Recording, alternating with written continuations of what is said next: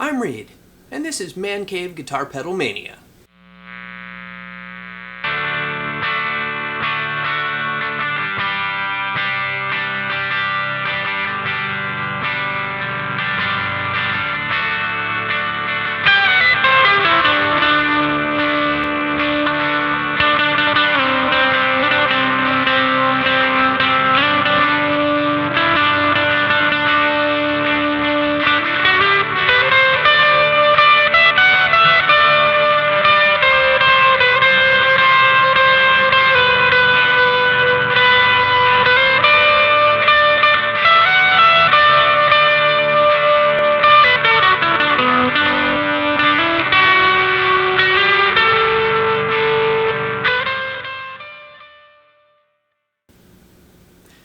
This is the second of 4 videos that I'll be doing, going over the guitars that I'll be playing in these pedal videos.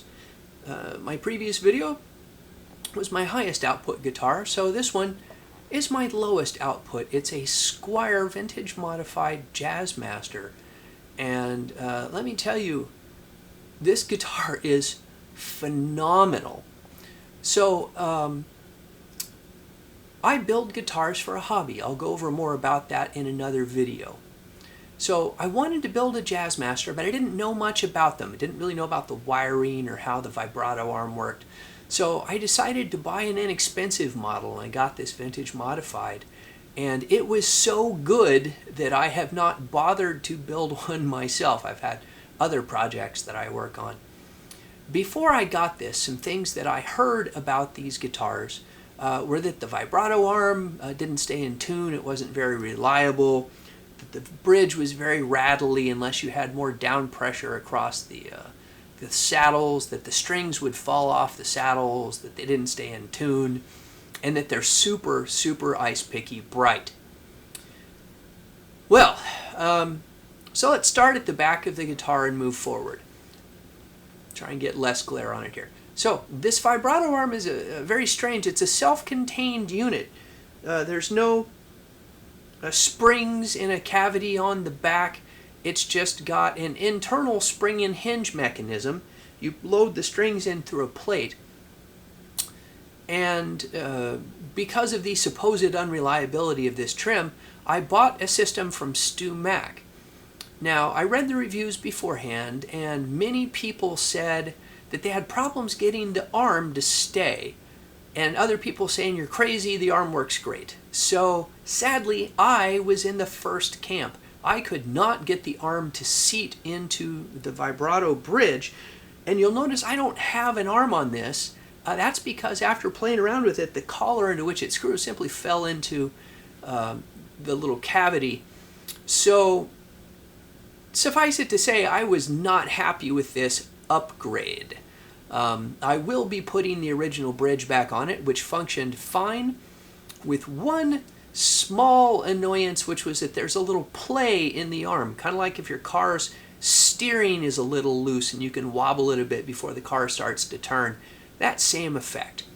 Now, to get more down pressure across the bridge, you can buy this little roller arm that installs right across the front of the vibrato tailpiece.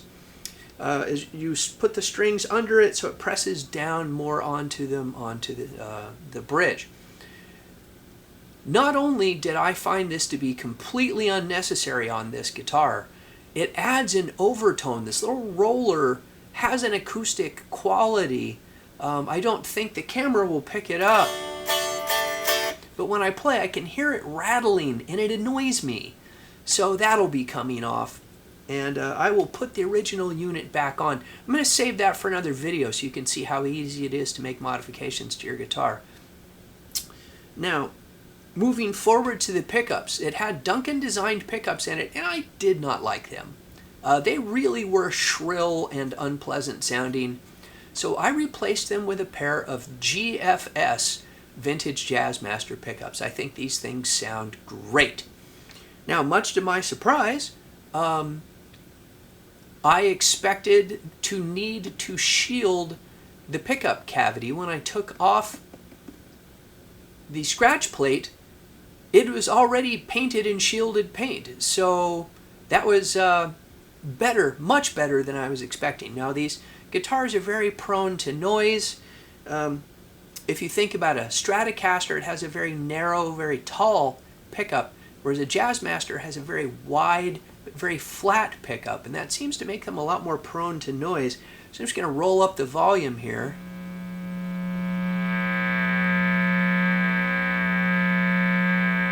And I bet you'll be able to hear that buzz, especially if you've got some overdrive engaged. And I do not have a particularly clean electrical environment here in the man cave, especially with all of the added electricity for the video gear. So yeah, I get a lot of buzz. But even here,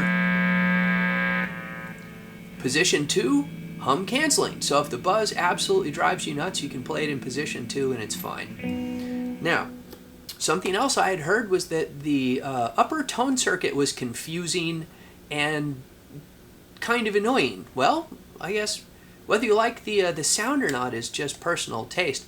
What it does is turn this back on. So here's my bridge pickup.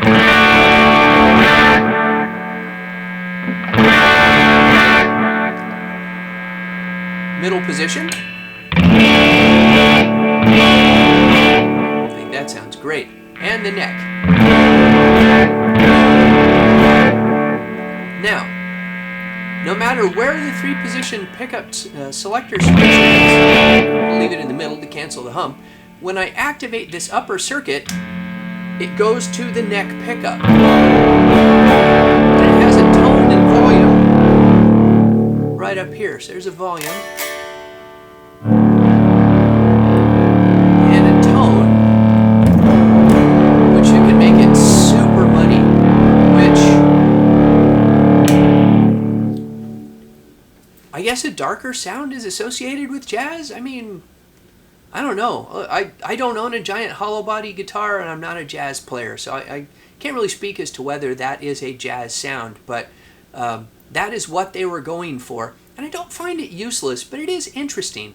Also, it is different than just the regular neck pickup tone circuit. So here's the neck. And here's the neck with the jazz circuit. Regular. Jazz circuit. So that is, it's not my favorite sound, but I wouldn't say it's useless, and it's not particularly confusing. I mean, you know, when somebody tells you what it is, you know, oh, okay, and you know whether you're going to use that or not. I usually do not. I like to play this guitar on the middle setting to cancel the hum, or the bridge, because I like that nice, bright, jangly bridge sound. So, that's it for the Squier Vintage Modified Jazzmaster. Like I said, in a future video, I will replace the original tailpiece on this so I get my vibrato arm back, and I'll take video of that so I can show you how easy it is to do some of these basic modifications to your guitar.